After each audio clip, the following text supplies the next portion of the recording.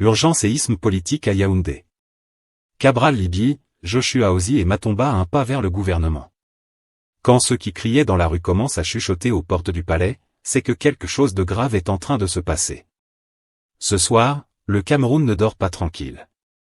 Les téléphones vibrent, les langues se délient, et dans les couloirs feutrés de Yaoundé, une rumeur lourde comme un décret sans date circule. Cabral Libye. Joshua Ozi. Serge Espoir Matomba. 3 noms. 3 visages de l'opposition.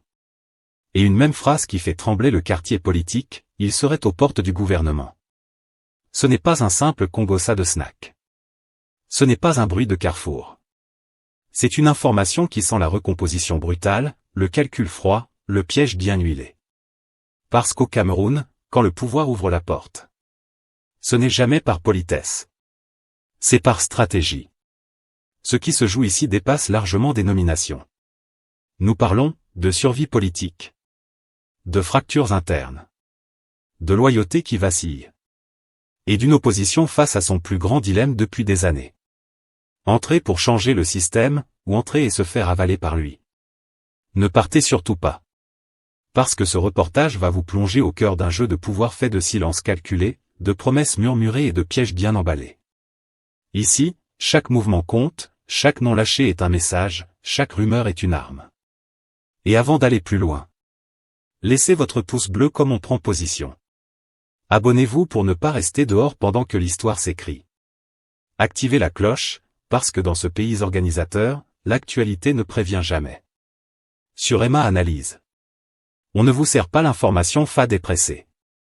Ici, on démonte les mécanismes, on enlève les masques. Et on vous sert l'actualité bien épicée, bien chaude, sans filtre mais avec méthode. Restez bien avec nous. Ce que vous allez entendre n'a rien de banal. C'est peut-être le début d'un tournant. Ou d'un grand naufrage politique. On est ensemble. Partie 1, le déshabillage des faits. Quand l'information enlève le costume pour rester en débardeur. Avant d'entrer dans les émotions. Avant les accusations. Avant les débats Facebook à minuit. Déshabillons d'abord les faits. Au Cameroun, une information habillée peut tromper. Mais une information nue ne ment pas. Le point de départ, une phrase présidentielle. Tout commence avec une phrase, pas un décret. Le 31 décembre 2025, dans son discours de vœux. Le président Paul Biya annonce calmement. Dans les prochains jours, une nouvelle équipe gouvernementale sera mise en place. Phrase courte.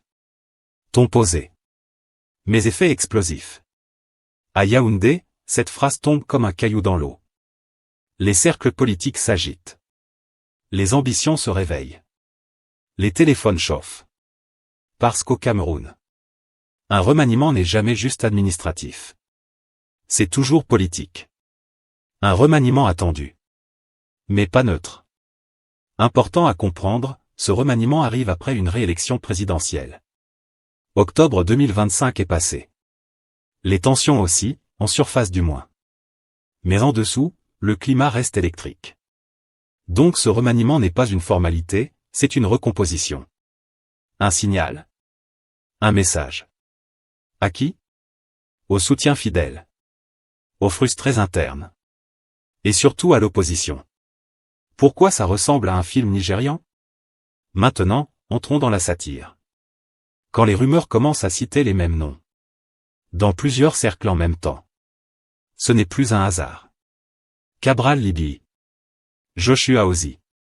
Serge Espoir Matomba. 3 profils différents. 3 bases politiques distinctes. 3 symboles. Ça ressemble à un casting soigneusement choisi. Comme dans les films nigérians, le scénario est simple. Les rôles sont clairs. Mais la fin est toujours imprévisible.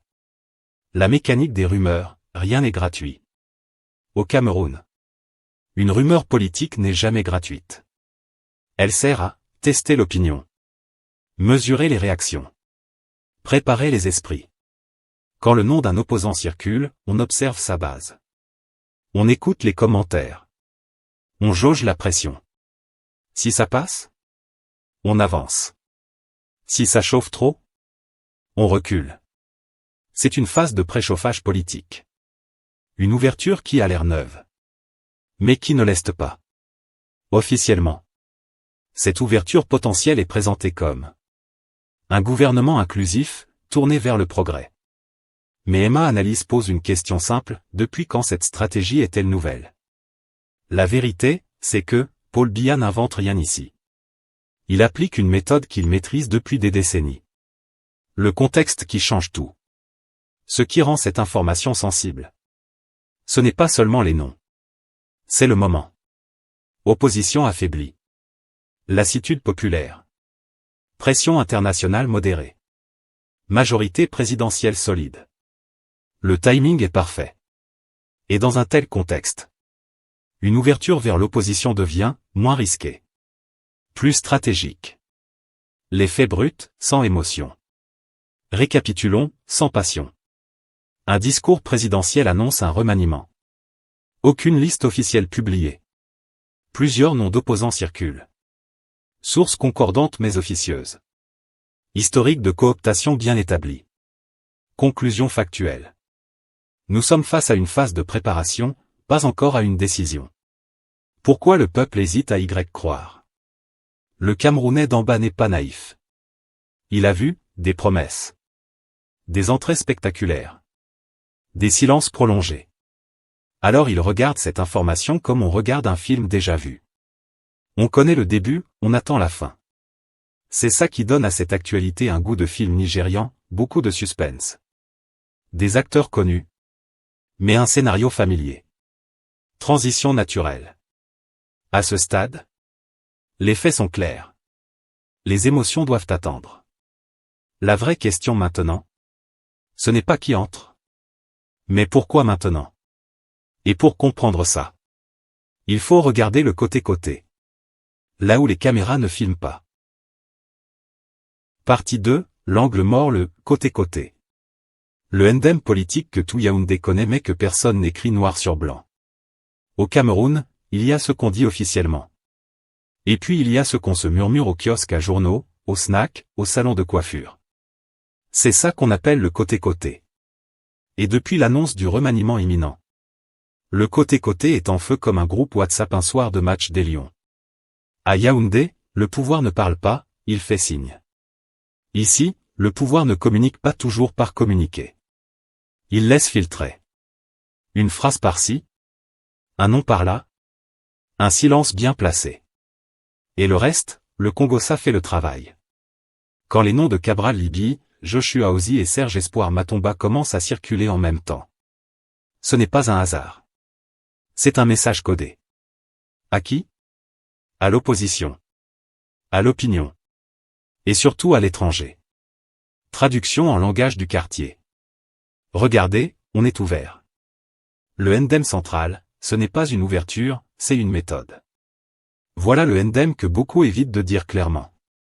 Ce type d'ouverture n'est jamais improvisé. C'est une méthode politique éprouvée, testée, corrigée, perfectionnée. Le principe est simple, tu identifies les figures visibles de l'opposition. Tu leur offres une porte d'entrée honorable. Tu les mets devant un dilemme moral public. Refuser. On dira qu'ils ne veulent pas servir la nation. Accepter. Leur base se fissure. Dans les deux cas, le pouvoir gagne du terrain. Petit rappel historique. Ce n'est pas la première fois. Depuis les années 90, le régime pratique ce qu'on pourrait appeler une politique de digestion lente. On ne combat pas l'opposition frontalement. On la dilue. Bello Bouba Megari.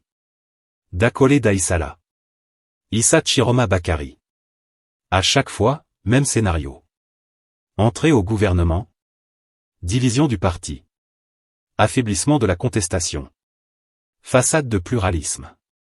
Et le Camerounais d'en bas, lui, regarde ça comme une série déjà vue. Saison 12, épisode 4. Le jeu du miroir, l'opposition face à elle-même. Ce côté-côté révèle aussi quelque chose de gênant pour l'opposition. Elle n'est pas toujours prête au refus. Après des années de marginalisation, budget limité. Accès médiatique réduit. Fatigue militante. La tentation devient forte. Le pouvoir ne force pas. Il propose. Et parfois, la proposition suffit. C'est là que la satire devient sérieuse. Ce n'est pas toujours le pouvoir qui corrompt. C'est parfois l'usure qui affaiblit. Le message à l'international, bien calibré. Autre élément du côté-côté. L'image extérieure. Après une présidentielle contestée. Le Cameroun a besoin de montrer du dialogue, de l'inclusion, du pluralisme. Intégrer des figures connues de l'opposition. C'est envoyer un signal clair. Regardez, même nos opposants gouvernent avec nous. Et sur certaines scènes diplomatiques. Ça suffit largement. Le silence des détails qui dérange. Ce que les communiqués ne disent jamais, quel portefeuille? Quel pouvoir réel? Quelle marge de manœuvre? Parce que tous les ministères ne pèsent pas le même poids. Entrer au gouvernement, ce n'est pas forcément entrer dans la décision. Et ça, le côté-côté le sait. Les garçons d'en haut observent. Pendant que, les militants débattent. Les analystes spéculent. Les réseaux s'enflamment. Les gars d'en haut observent calmement. Ils connaissent la mécanique, l'enthousiasme initial. La polémique interne. La lassitude. Et ils savent que, le temps travaille souvent pour le pouvoir. Au final, le côté-côté dit une chose simple. Ce remaniement potentiel n'est pas seulement une affaire de nom. C'est une opération politique fine. Où chaque rumeur est un outil. Chaque silence un message. Et au milieu de tout ça, le Camerounais d'en bas se pose une seule question. Qui joue pour qui? C'est cette question. Et seulement celle-là. Qui rend ce côté-côté aussi brûlant. Partie 3, le poids des dossiers, analyse de fond. Quand la politique descend du palais pour arriver au quartier. Avant de continuer les débats de salon feutré.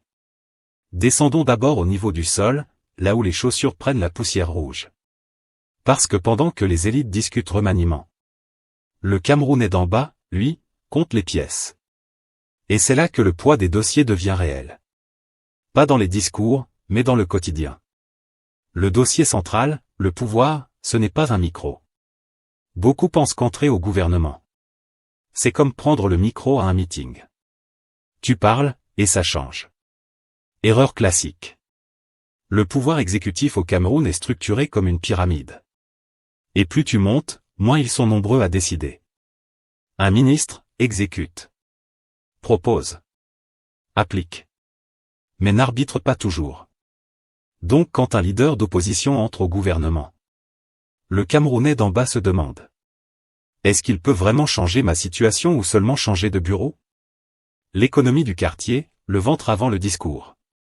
Prenons l'économie, version terrain. Inflation, cherté de la vie. Transport, loyer, nourriture. Le panier de la ménagère ne lit pas les communiqués. Un ministre de l'opposition, même bien intentionné, ne fixe pas seul les prix. Ne contrôle pas toute la chaîne budgétaire. Ne réforme pas à lui seul les douanes, les impôts, la dépense publique. Donc si après 6 mois, le kilo de riz est toujours en mode luxe. Le carburant mange le salaire. Le petit commerce étouffe. Le Camerounais d'en bas dira. Finalement, c'est pareil. Et ce, pareil, est dangereux politiquement. L'administration, le labyrinthe national. Autre dossier lourd, l'administration. Au Cameroun, l'administration n'est pas lente. Elle est traditionnelle. Même avec la meilleure volonté du monde, ton dossier passe de bureau en bureau. Le cachet manque. La signature voyage. Changer une procédure ici, c'est déplacer une montagne avec une cuillère. Donc un leader d'opposition au gouvernement va vite découvrir que le système ne résiste pas frontalement, il ralentit. Et le citoyen, lui, continue à attendre son acte de naissance. Son concours. Son avancement. Le dossier juridique, là où le peuple attend la justice. Autre attente forte, la justice. Quand l'opposition critique le pouvoir, elle parle souvent d'état de droit, de liberté, d'équité. Mais une fois au gouvernement, la marge d'action sur l'appareil judiciaire est limitée. Et le Camerounais d'en bas veut savoir, est-ce que les mêmes dossiers dorment? Est-ce que les petits continuent de tomber pendant que les gros glissent? Si rien ne change, la conclusion populaire sera simple. Ils ont parlé avant, mais le système les a mangés. Le dossier social, jeunesse, emploi, avenir. Parlons jeunesse. La jeunesse camerounaise ne demande pas la lune. Elle demande du travail. De la visibilité. Une chance. Un ministre d'opposition peut proposer des programmes. Des réformes. Des plans stratégiques. Mais sans budget réel. Autonomie décisionnelle. Suivi rigoureux. Ça reste du papier bien rédigé. Et au quartier, on dira. Le dossier est propre, mais la réalité est sale. La question clé, qui contrôle le dossier? Le cœur de cette partie est là.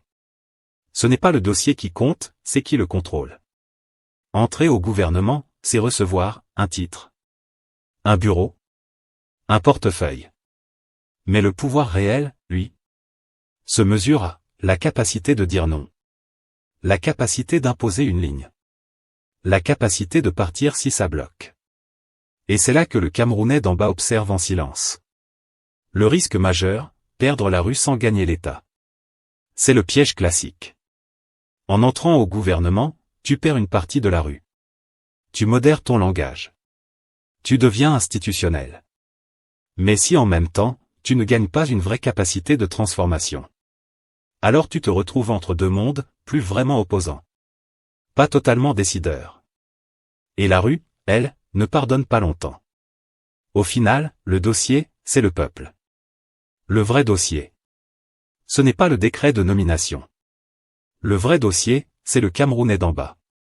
S'il sent une amélioration concrète, même petite. Une parole tenue. Une cohérence entre hier et aujourd'hui. Alors il suivra. Sinon, il conclura calmement. Tous pareils. Et dans un pays politique comme le nôtre. Tous pareils. Fait plus de dégâts que 1000 discours. Partie 4, la prospective, on va encore voir. Le futur politique version pays organisateur. Au Cameroun, quand on te dit « on va encore voir », ce n'est jamais une phrase vide. C'est une philosophie politique, une manière élégante de dire. Prépare-toi, le film n'est pas fini. Si ce remaniement se confirme avec l'entrée de figures de l'opposition, ne rêvons pas trop vite. Le Cameroun n'est pas un terrain d'expérimentation naïve. Ici, chaque mouvement a un double fond, comme les valises au marché central. Scénario 1, l'opposition qui entre. Et qui s'assied. Premier scénario très probable. Les nouveaux entrants arrivent au gouvernement avec enthousiasme, costumes bien repassés, discours d'espoir, promesses de changement. Les premières semaines, conférences de presse bien cadrées. Langage diplomatique. Phrase du genre. Nous avons choisi la voie de la responsabilité nationale. Mais très vite, la réalité institutionnelle rattrape les ambitions, les décisions stratégiques ne se prennent pas au ministère. Elles se prennent plus haut, très haut, là où même l'ascenseur hésite. Résultat? Tu gères un dossier. Tu proposes une réforme. On te dit, on étudie ça. Et l'étude dure, jusqu'à la retraite. C'est là que le Camerounais d'en bas commence à dire au quartier. Finalement, il parle moins. Scénario 2, les partis qui se fracturent comme du bois sec. Deuxième conséquence quasi automatique. Les partis politiques explosent de l'intérieur. Au PCRN, un camp dira, c'est une stratégie intelligente. L'autre criera, trahison. Au SDF, les anciens rappelleront ni John Fruendi et la ligne dure. Les pragmatiques diront, le monde a changé. Au PUR, débat entre visibilité institutionnelle et perte du discours radical. Et pendant que les militants se disputent sur WhatsApp, le pouvoir observe tranquillement, popcorn politique à la main. Diviser l'opposition, ce n'est pas un accident. C'est une conséquence parfaitement maîtrisée. Scénario 3, le gouvernement s'élargit. Mais le système ne bouge pas. C'est ici que la satire devient sérieuse. On va peut-être avoir plus de ministres, plus de tendances politiques autour de la table, plus de photos officielles. Mais la question centrale reste entière. Est-ce que le système de gouvernance change vraiment? Parce que, si les mêmes circuits de décision restent fermés, si les mêmes priorités budgétaires sont reconduites, si la reddition des comptes ne s'améliore pas, alors ce remaniement sera comme changer les joueurs sans toucher au terrain troué. Le Camerounais d'en bas, lui, ne mangent pas les communiqués. Ils mangent, quand ils peuvent, le résultat concret. Scénario 4, la déception silencieuse du peuple. Et c'est peut-être ça, le danger le plus subtil. Quand l'opposition entre au gouvernement, l'espoir monte. Les attentes explosent. La patience diminue. Si, au bout de quelques mois, le panier de la ménagère est toujours léger. Le courant toujours capricieux. Le chômage toujours debout comme un poteau ENO. La déception devient silencieuse, mais profonde. Et un peuple déçu mais silencieux. C'est un peuple qui ne croit plus. Ni à l'opposition. Ni au pouvoir. Scénario 5, le temps, allié du pouvoir. Pendant que les nouveaux ministres apprennent les codes. Le temps passe. Et au Cameroun, le temps est un acteur politique, il fatigue les résistances. Il banalise les promesses. Il transforme les critiques en souvenirs. Dans 2 ans, certains diront. Au moins, ils ont essayé. Dans 5 ans. On verra au prochain mandat. Et le cycle continue. En réalité, le vrai test sera simple. Pas les nominations. Pas les discours. Pas les photos au palais. Le vrai test sera le courage politique. Courage de démissionner si on ne peut rien changer. Courage de parler même depuis l'intérieur. Courage de ne pas devenir ce qu'on dénonçait hier. Parce qu'au Cameroun, le système ne change pas les hommes seulement. Il transforme aussi les intentions. Transition vers la conclusion. Alors oui, on va encore voir. Mais voir quoi exactement? Une opposition intégrée? Un pluralisme contrôlé?